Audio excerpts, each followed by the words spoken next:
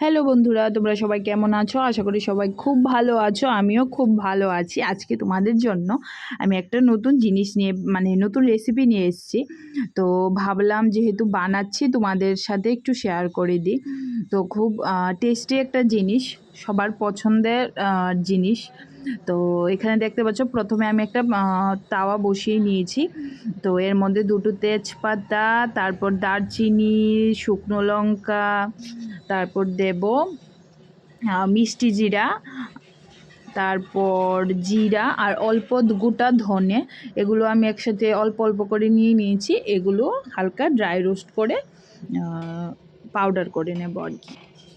তো অনেক দিন ধরে ভাবছি করব বলে আর হচ্ছে না। তো কাঁচা আমের সিজনও পরে চলে যাবে।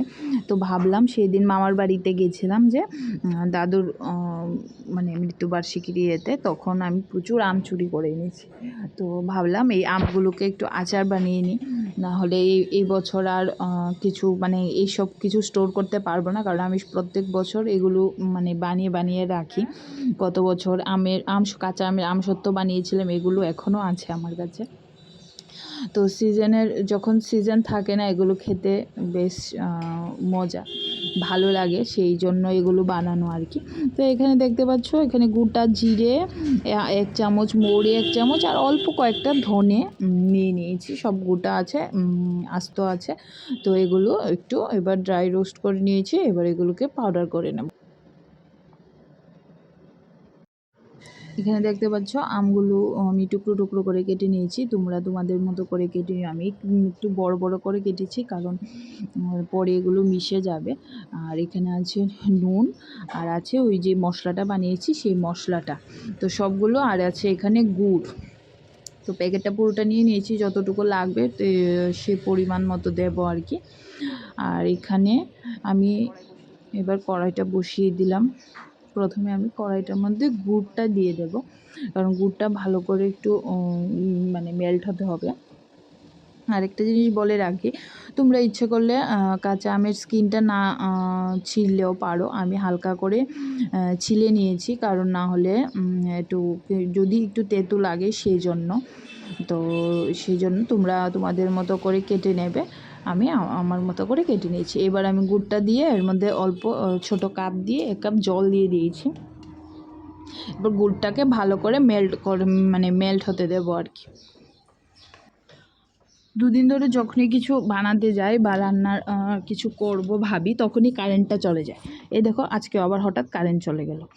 তো যা এখানে চার্জার দিয়ে এখন বানাচ্ছি, যেহেতু বানাবো বলেছি তো বানাতে তো হবে, কারেন্ট থাকুক না থাকুক। তো এই যে আবার চলে এসছে, এই দেখো কারেন্টও চলে এসছে। যাক, ভালো হয়েছে, আমি এখন তাড়াতাড়ি করে নিই। এদিকে গুড়টা মোটামুটি মেল্ট হয়ে গেছে। এখন আস্তে আস্তে করে আমি আমগুলো দিয়ে দেব, কারণ আমের থেকেও কিছুটা জল বের হবে। তো তাহলে একসাথে এটা জলটা শুকিয়ে যাবে আর কি। আমটা তো সেদ্ধ হতে হবে, তো সেই জন্য এখন এই যে দেখো কতগুলো, আমার তো দেখে জিভে জল পড়ছে।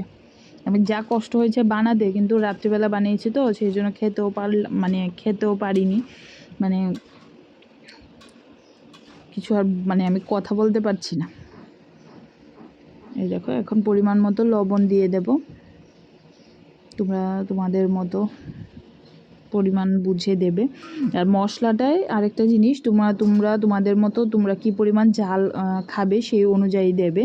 আমি আচারের মধ্যে ঝালটা বেশি প্রেফার করি না, সেই জন্য আমি অল্প 2-3টে শুকনো লঙ্কা দিয়েছি ছোট ছোট। তোমরা তোমাদের মতো করে দেবে। আর এখানে আমটা মোটামুটি সেদ্ধ হয়ে গেছে। এখন ভালো করে এটা যে জলটা আছে গুড়ের মধ্যে বা আমটা থেকে যে জলটা বেরিয়েছে, এটাকে ভালো করে শুকিয়ে নিতে হবে। তো চলো দেখি কতক্ষণ লাগে।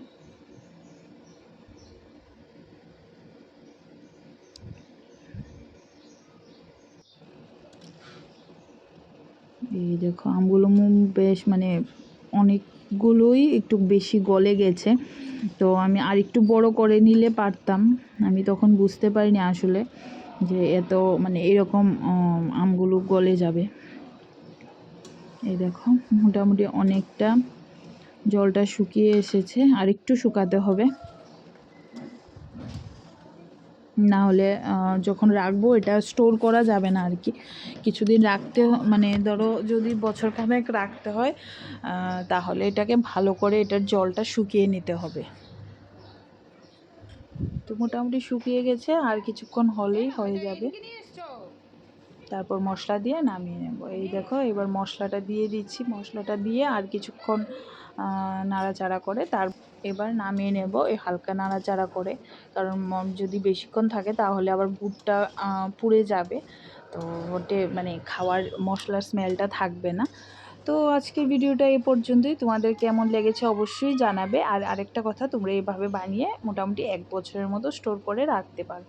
বাই, ভালো লাগলে অবশ্যই লাইক শেয়ার কমেন্ট করে দিও। টাটা।